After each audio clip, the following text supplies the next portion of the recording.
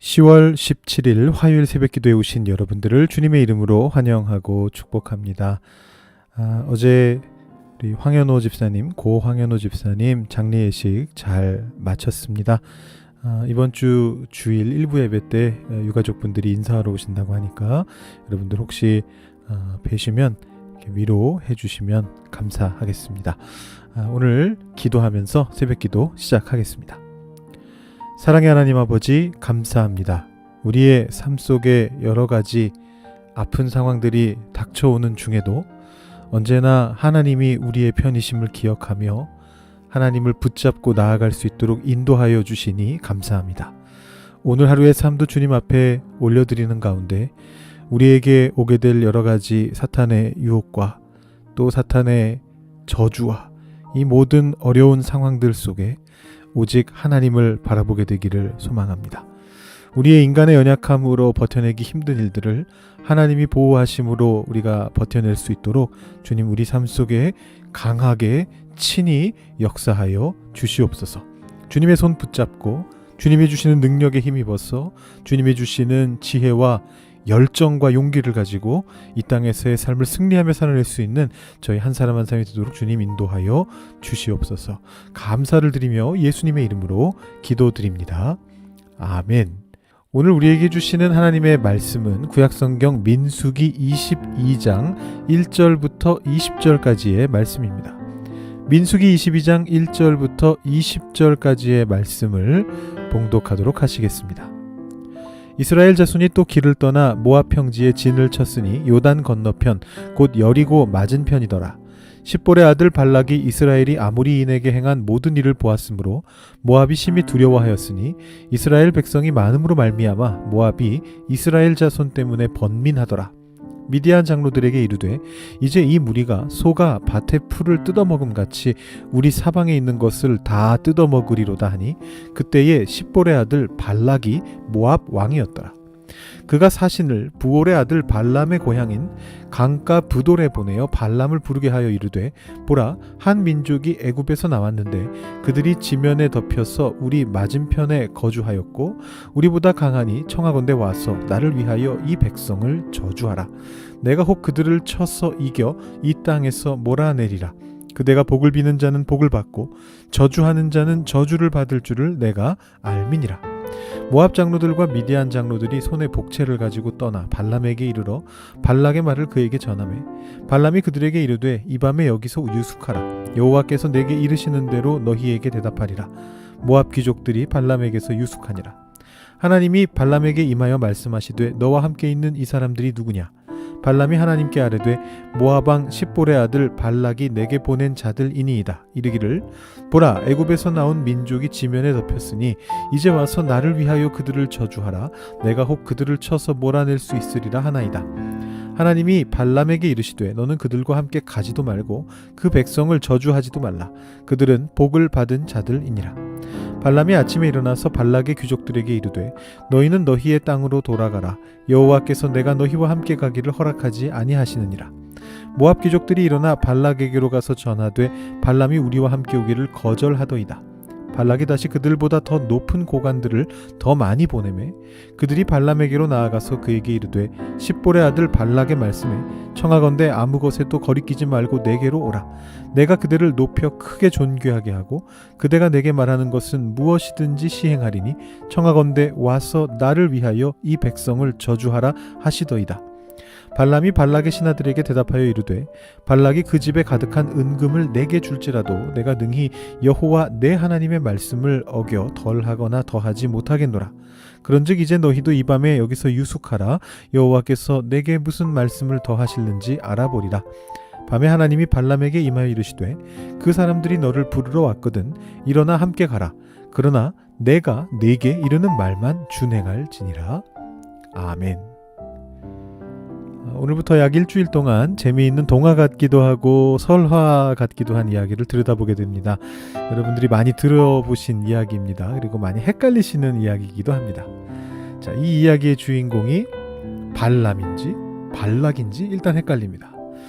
어쩌다 보니 주인공 두 명의 이름이 비슷합니다. 그러다 보니까 읽다 보면 헷갈립니다. 내일 모레 본문이긴 합니다만 한번 먼저 이렇게 선을 보여보면요. 36절부터 39절 말씀인데, 발락은 발람이 온다 하는 말을 듣고 그를 영접하고, 발락은 발람에게 이르되 내가 보내지 않았느냐. 발람이 발락에게 이르되 내가 오기는 하였으나, 발람이 발락과 동행하여 기랴 두 손에 이르러서는 발락이 아주 난리가 났습니다. 이스라엘 사람들은 헷갈리지 않았을 겁니다. 왜냐하면 이 모압 왕 발락이라고 하는 사람은 모압의 왕의 이름으로 여러 번 사용됐던 이름이기 때문에 이 당시를 살아가던 이스라엘 사람들이 그 발락이라는 이름을 들으면 곧바로 모압을 떠올렸을 겁니다.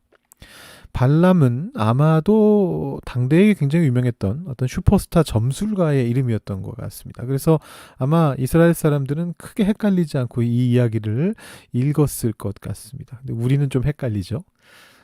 발락이 왕이고 발람이 주술가입니다. 오늘 우리는 발람 이야기의 시작을 보고 있습니다. 이스라엘 자손은 요단 동편에서의 여정을 거의 다 마쳤습니다. 에돔과 모압, 암몬은 이스라엘의 형제 국가였기 때문에 공격을 가하지 않고 지나쳤습니다. 그 위에 아모리와 바산의 경우에는 이제 그들이 막으로 나왔다 해서 전쟁을 해가지고 땅을 차지했습니다. 이제 이스라엘 백성들은 아모리와 바산에서 다시 내려와서 모압 평지에 진을 쳤습니다. 요단 동편에서 중간 정도고 그 앞에 이제 모압이 있습니다. 암몬도 그 근처에 있습니다. 자, 이거 모압을 공격하려고 거기 모인 게 아니죠. 이제 요단강을 건너서 요단 서편 여리고로 진출할 준비를 하기 위해서 이제 그 자리에 왔습니다.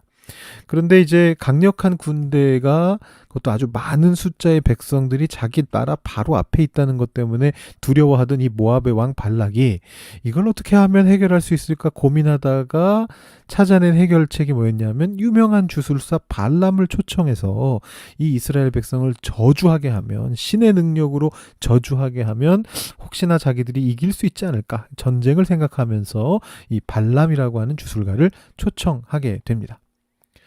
이 발람이 살았다라고 하는 곳은 5절 말씀을 보시면 강가 부돌이다 이렇게 나오고 있습니다. 여러분, 성경에서 아무 말 없이 강가라고만 하면 그 강은 어떤 강일까요?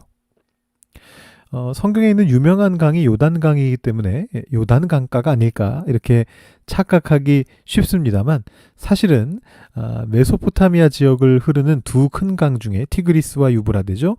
유프라테스강, 성경에 유브라데라고 음역된 그 강을 말하는 것입니다. 이게 메소포타미아에서부터 쓰이던 용법이 이스라엘에 들어온 거거든요. 그러니까 지금 이 발람이라고 하는 사람은 상당히 먼 곳인 이라크 지역에서 활동하는 사람이었다라는 것입니다. 현대의 이라크죠. 메소포타미아 지역의 사람입니다. 그런데 좀 놀라운 일이 벌어지는데요. 이렇게 먼 곳인 메소포타미아 지역에 살고 있던 발람이라고 하는 사람이 여호와 하나님을 알고 있었다라는 것입니다. 8절 말씀을 보시면, 발람이 그들에게 이르되 이 밤에 여기서 유숙하라. 여호와께서 내게 이르시는 대로 너희에게 대답하리라.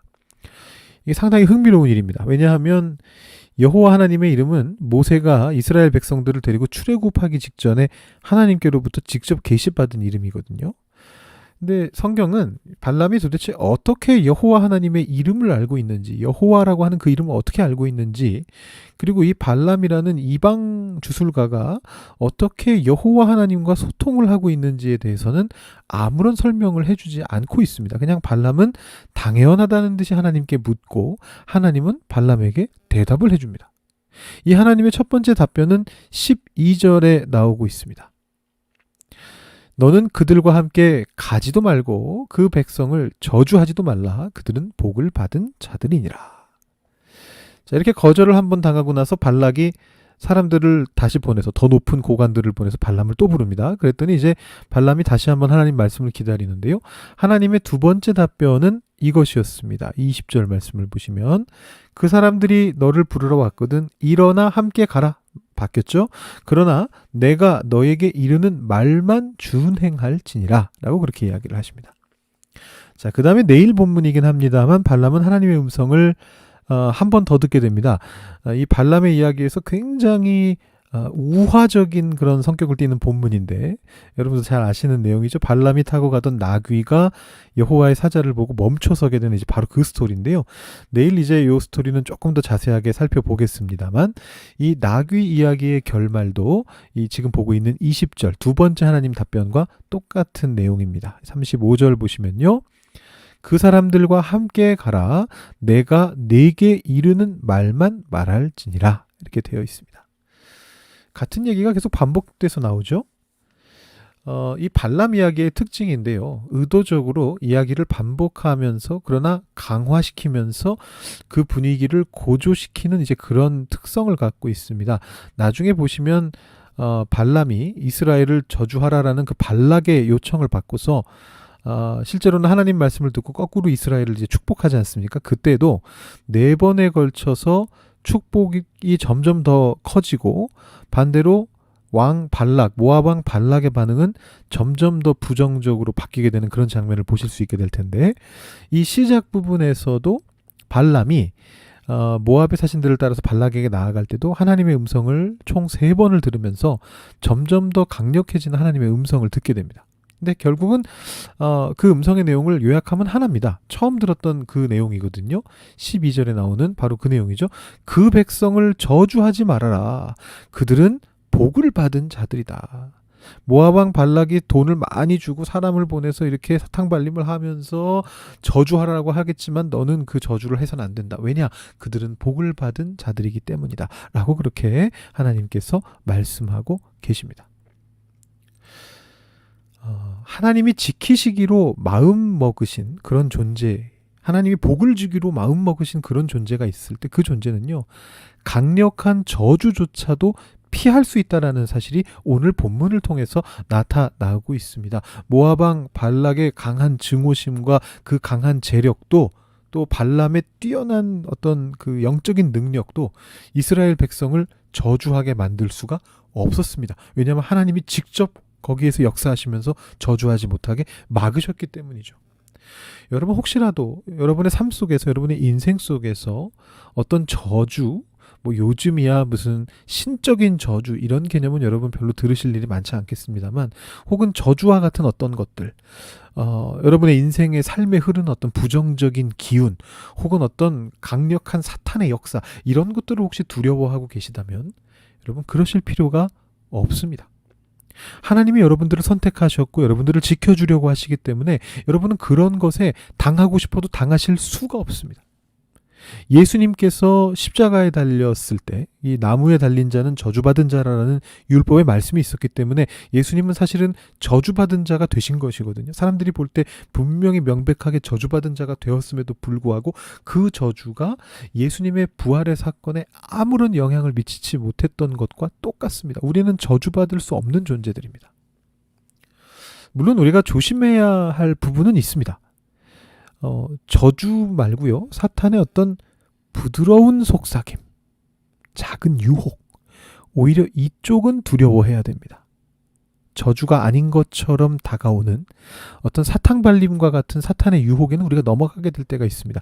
이 발람의 이야기도 사실 끝에 가서 또 보시겠습니다만 마지막에 이 발람이 자기가 계속 돈 받으면서도 축복만 계속 해주게 되니까 이 모압 왕 발락이 불쌍해서 마지막에 제시해준 술책을 써가지고 이스라엘 백성들이 그 유혹에 넘어가는 이야기로 이 이야기가 끝이 나거든요. 여러분 그 이야기는 그때 가서 이제 우리 김요한 목사님께서 더 자세히 다루어 주시겠습니다만 여러분 우리가 사탄의 영향을 전혀 받지 않는다는 뜻은 아니고 분명히 우리가 조심해야 됩니다. 다만 우리를 지옥으로 끌고 갈 만한 우리의 혹은 우리의 인생이 뭐 마치 저주받은 존재가 된 것처럼 막 실패하고 낭망하고 무너지고 힘들게 될 것만 같은 그런 상황은 여러분 절대 두려워하실 필요가 없습니다. 하나님께서 예수님의 피로써 이미 여러분을 사셨고 구원하셨고 복을 내리셨습니다. 하나님 분명하게 말씀하십니다. 그 백성들을 저주하지 말라. 그들은 복을 받은 자들이라. 여러분들의 인생을 돌아보십시오. 여러분들의 최근 모습을 한번 살펴보십시오. 여러분들은 저주받은 존재처럼 사셨습니까? 아니면 복받은 존재처럼 사셨습니까? 여러분 하나님의 복을 받은 존재라는 것을 꼭 기억하시고 늘 복스럽게 살아가시는 여러분들 되시기를 주님의 이름으로 축원드립니다. 여러분 이 시간 기도하실 때 우리 하나님 앞에 나아가셔서 여러분 받은 복을 세어보시고 혹시라도 여러분이 저주받은 존재처럼 움츠러들어서 살아가고 있었다면 언제나 주변 사람들에게 복을 전할 수 있는 복스러운 삶을 살아갈 수 있게 해주십시오. 기도하시고 오늘 하루의 삶을 주님께 올려드리시고 여러분 개인적인 기도 제목으로 기도를 마치시기 바랍니다. 기도하시겠습니다.